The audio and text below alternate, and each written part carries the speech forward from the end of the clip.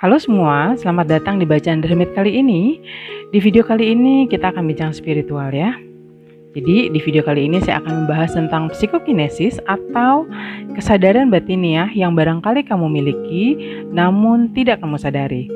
Nah, kemampuan psychic power ini diantaranya pertama adalah clairvoyance, kedua adalah clairaudience, yang ketiga adalah clairsentient, yang keempat adalah clairalience, yang kelima adalah claircognition, dan yang terakhir adalah clairgustance.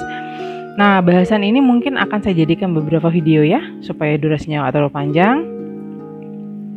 So, seperti apa bahasannya? Silahkan disimak sampai akhir, karena di akhir video kamu bisa menitipkan pertanyaan kepada spirit guide kamu, apapun bentuk pertanyaannya.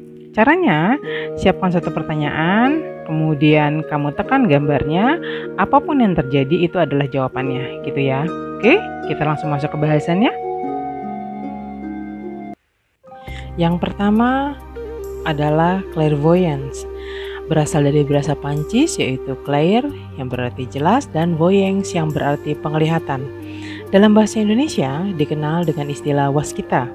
Waskita adalah kemampuan seseorang dalam mendapatkan informasi mengenai sebuah objek, manusia, lokasi, atau kejadian-kejadian yang tidak menggunakan panca indera. Orang yang memiliki kemampuan waskita ini adalah orang yang mendalami spiritualisme atau telah ada sejak lahir. Kemampuan ini erat kaitannya dengan mata ketiga atau cakra ajna yang telah terbuka, gitu ya.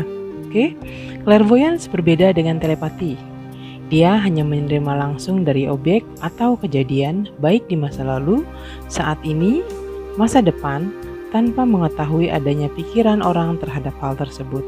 Pendeknya, jika telepati harus mengetahui apa yang dipikirkan orang untuk tahu sesuatu, clairvoyance tidak perlu tahu pikiran orang untuk tahu sesuatu itu, gitu ya. Oke, beberapa peneliti memberikan anonim untuk clairvoyance ini. Misalnya, persepsi ekstra indrawi atau extra sensory perception atau ESP, kemudian indera keenam atau sixth sense, atau kekuatan psikis atau psychic power atau parapsikologi. Ya, jadi para peneliti berpendapat dari kesadaran pada alam dunia fisik ini terdapat two barrier atau dua batasan untuk masuk pada kesadaran yang lebih tinggi dalam dunia luar. Yang pertama ada ambang batas persepsi atau perceptions barrier, yang mana batasan ini adalah sebagai physical sensory limitation atau keterbatasan indera fisik. Dari batasan ini kemudian masuk menuju subconsciousness atau alam bawah sadar. Disinilah terjadi subliminal processing atau pengolahan subliminal untuk kemudian masuk ke ambang batas yang kedua, yaitu ambang batas kesadaran atau awareness threshold barrier, yang mana batasan ini adalah sebagai information processing elimination atau keterbatasan pengelolaan informasi. Dari batasan ini kemudian masuk menuju consciousness mind atau alam sadar. Nah, disinilah terjadi intuisi yang memberikan alasan masuk akal dan control processing atau pengendalian pengolahan. So, kemungkinan clairvoyance adalah intuisi atau telepati yang terpendam.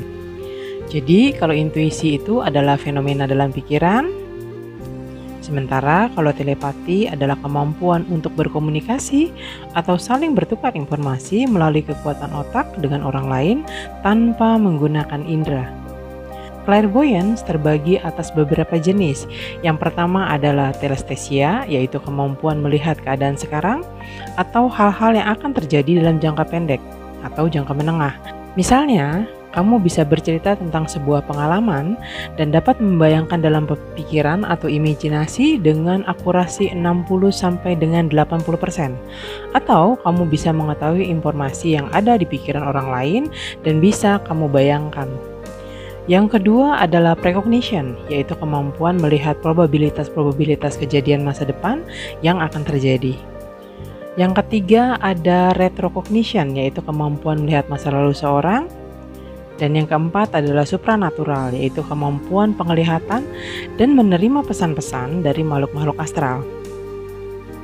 Selanjutnya adalah ciri-ciri seseorang yang mempunyai kemampuan clairvoyance. Yang pertama, kamu punya firasat yang kuat tentang satu hal yang akan terjadi. Kemudian yang kedua, sering mengalami déjà vu. Yang ketiga, mimpi kamu seringkali menjadi kenyataan. Yang keempat, ada bimbingan untuk melakukan atau tidak melakukan sesuatu. Dan yang kelima, kamu bisa merasakan gelombang perhatian dari orang lain. Yang kedua adalah clairaudience atau pendengaran yang jelas. Clairaudience adalah kemampuan untuk mendengar melebihi biasanya. Terkadang, seorang clairaudience mendengar musik, kata-kata, atau suara di dalam pikiran mereka lebih dari yang dapat didengarkan orang secara normal. Jadi, bisa dikatakan clairaudience adalah kemampuan psikis yang membantu kita mengerti dan memahami informasi intuitif dari diri kita yang lebih tinggi. Saat berlatih clairaudience, seseorang mungkin mendengar suaranya sendiri di kepalanya berulang kali. Karena hal itu terkait dengan kelenjar pineal yang aktif yang berada pada otak tengah mereka. Seorang clairaudience dapat mendengar dengan jelas pembicaraan seseorang, meski itu ada di tengah keramaian. Ianya dapat mendengar dengan jelas apa yang dikatakan orang lain meski jarak mereka berjauhan. Kadangkala seorang clairaudience mendengar begitu banyak suara-suara sehingga membuatnya terganggu. Dengan latihan yang baik, maka seorang clairaudience dapat memilah-milah suara yang masuk sesuai dengan yang diinginkan. Yang ketiga adalah clairsentient.